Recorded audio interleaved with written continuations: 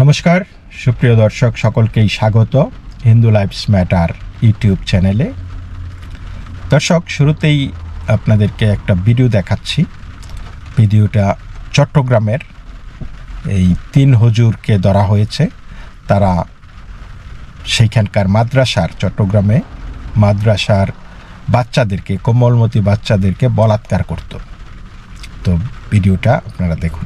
এই দুজন শিশুকে একাধিকবার পাশবিক নির্যাতনের বিষয়টি মাদ্রাসার 2জন শিক্ষককে জানিয়েছিলেন হাফিজ আশরাফুল ইসলাম এবং হাফিজ মাওলানা আবু রিজওয়ান।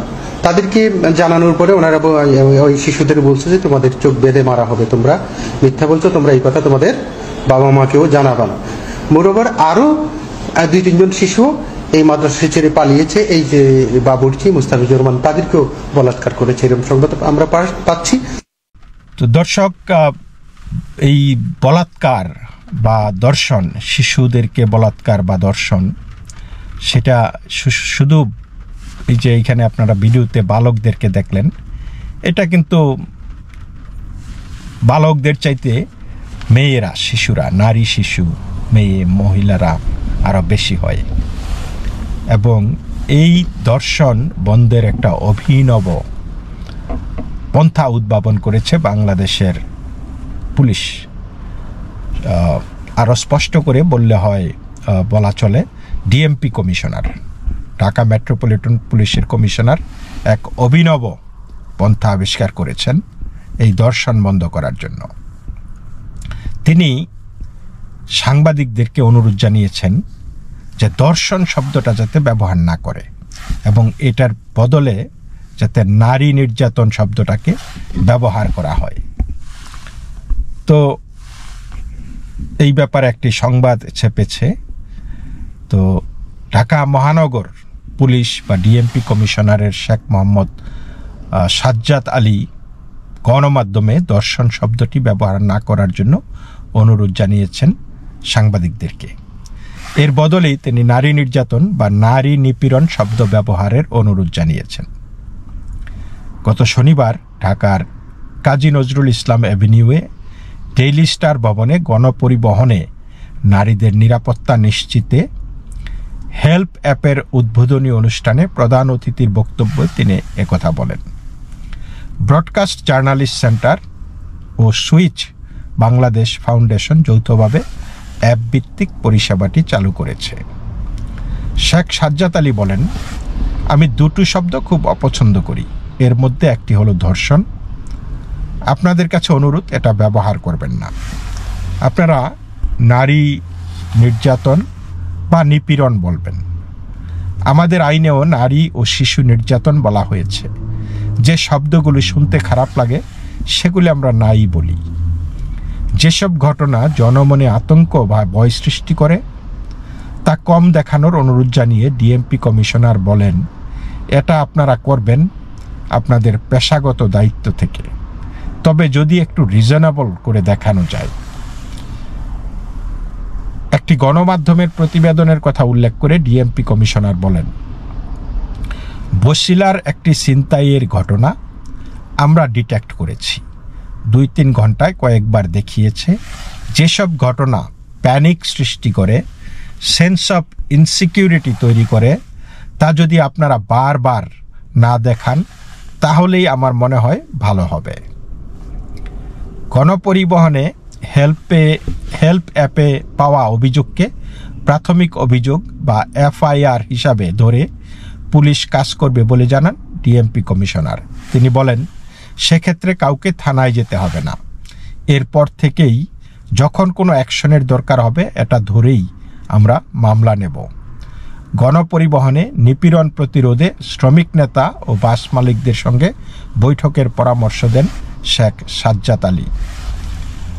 তো দর্শক, এইখানে অনেকগুলি বিষয় উল্লেখ করার।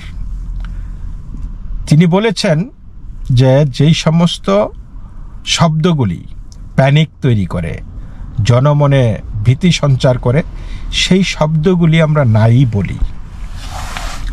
তার পরিবর্তে ধর্ষণ একটা প্যানিক সৃষ্টিকারী শব্দ, ছিনতাই একটা প্যানিক সৃষ্টিকারী শব্দ। সুতরাং এই শব্দগুলিকে না বলে আমরা যদি বলি নারী নির্যাতন, নারী নিপীড়ন, তাহলে ভালো হয়। বাহ, তাহলে আর দর্শন হবে না, খালি নির্যাতন হবে, তাই না? নারী নির্যাতন, নির্যাতনের সংজ্ঞা কি?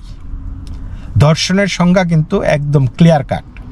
দর্শন শব্দটা বলা হলে আমরা জানি কি ঘটেছে। নির্যাতনের সংজ্ঞা কি? সুতরাং এই যে অভিনব, ইউনূস সরকার তো দেশে কিছুই করতে পারতেছে না, তো তার পরিবর্তে তারা এখন সেমান্টিকের আশ্রয় নিচ্ছে। এই শব্দবন্ধের মধ্যে তারা তাদের অপকর্মকে লুকিয়ে ফেলতে চায়, তাদের হাত ধুয়ে ফেলতে চায়। চিন্তা করছেন যে নারী নির্যাতন কোনভাবে দর্শনকে এক্সক্লুসিভলি রিপ্রেজেন্ট করে বা প্রকাশ করে? কোনভাবে?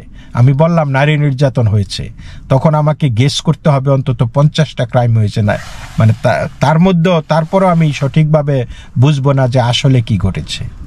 কিন্তু দর্শন শব্দটা, আমি যদি বলি ছিনতাই হয়েছে, দর্শন হয়েছে, ডাকাতি হয়েছে, খুন হয়েছে, এই শব্দগুলি কিন্তু ভেরি ক্লিয়ার কাট শব্দ। তাহলে এই আইন চলে কিন্তু একদম, আইন কিন্তু বেগ কোনো কিছু নিয়ে চলে না, আইনের সংজ্ঞা হইতে হয় একদম স্পষ্ট। সুতরাং আইনের লোক যখন বলে যে ফাজি কোনো একটা শব্দ ব্যবহার করো যেটা দিয়ে সুস্পষ্ট ক্রাইমকে নির্দেশ করা যায় না, আইডেন্টিফাই করা যায় না, সেটা কোন ধরনের পুলিশিং বা সেটা কোন ধরনের প্রশাসন? তারা আজকে স্বীকার করুক, তারা বলে না কেন যে আমরা দর্শনকে জিরো পর্যায়ে নিয়ে যাব, জিরো রেপ, জিরো ছিনতাই, কিডন্যাপ, জিরো রবারি, তারা সেই জিরো টলারেন্সে কেন যায় না? তারা কেন এই শব্দবন্ধ, শব্দগুচ্ছ পরিবর্তনের জন্য জোর দিচ্ছে? সাংবাদিকরা আবার বলতেছে যে পেশাদারি দায়িত্ব পালন করার জন্য। সাংবাদিকের দায়িত্ব এটাই পেশাদারি হবে, সত্যকে সত্য বলা, কালোকে কালো বলা, সাদাকে সাদা বলা। কিন্তু এইখানে পুলিশ বলতেছে না, কালোকেও কালো বলা যাবে না, সাদাকেও সাদা বলা যাবে না, শুধু বলবেন যে রং লেগেছে। এখন সেই রংটা কি আবিরের রং, নাকি সেই রংটা নিকষ অন্ধকার? কোনটা? নিকষ অন্ধকার হইছে ভীতিকর, আবিরের রং হইছে আনন্দদায়ক, তাই না? সুতরাং আমরা রংকে শুধু রং বললে তো চলবে না। তো এই জায়গাগুলিতে মানে আমি আশ্চর্য হয়ে যাই যে তারা কি করে এটা বলতে পারে যে এই আপনারা নারী নির্যাতন বলবেন, নিপীড়ন বলবেন, দর্শন বলবেন না। এই শুনতে এগুলি খারাপ লাগে, তো শুনতে খারাপ লাগে, করতে খারাপ লাগে না? সেই খারাপ যাতে শুনতে না হয়, এই আপনার শব্দ দিয়ে কি মানুষকে আশ্বস্ত করতে পারবেন? পুলিশ যে বলল যে এই শব্দ ব্যবহার করা যাবে না, তাহলে কি এই মানুষকে আশ্বস্ত হবে? নারীরা কি আশ্বস্ত হবে? এই কথা দিয়ে কি নারীদের মন গলাইতে পারবেন যে ওকে তুমি নিরাপদ ভাবতে থাকো, তোমাকে তো এখন দর্শন করবে না? তোমাকে দর্শন করলে আমরা বলবো নির্যাতন করেছে, নিপীড়ন করেছে, তাতে করে নারী কি স্বস্তি পাবে? নারী বরং আরো বেশি আশঙ্কিত হবে, এবং একই সাথে যারা ধর্ষক, যারা ক্রিমিনাল, তারা কিন্তু এমবোল্ডেন্ড হবে। বাহ, তাহলে তো ভালোই।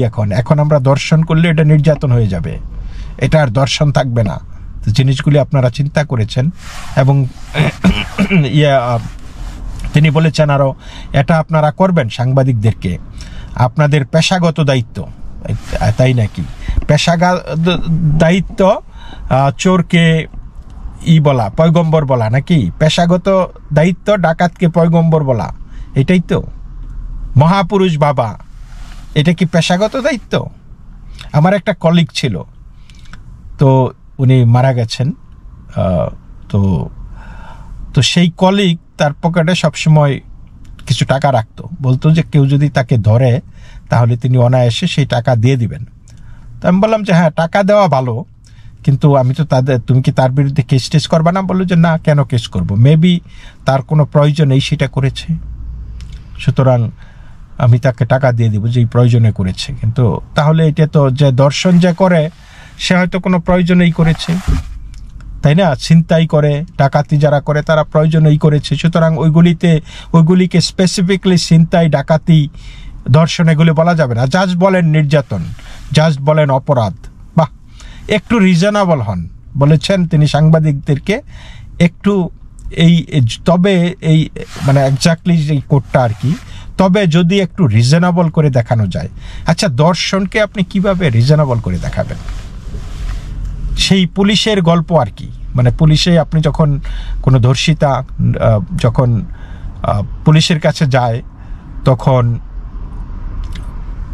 সেইখানেও কিন্তু আরেকবার রেপ হয়, এরকম গল্প আছে। এই জন্য অনেকেই পুলিশের কাছে এগুলো রিপোর্ট করতে যায় না। পুলিশ জিজ্ঞেস করে যে না, এগুলি বলাটা নারীদের জন্য অপমানজনক হবে, মানে যে জিজ্ঞেস করে যে তার ভাল লাগছে কিনা, না তার কি হয়েছে কিনা, অর্গাজম হয়েছে কিনা, তার কি কেমন লাগছিল, মানে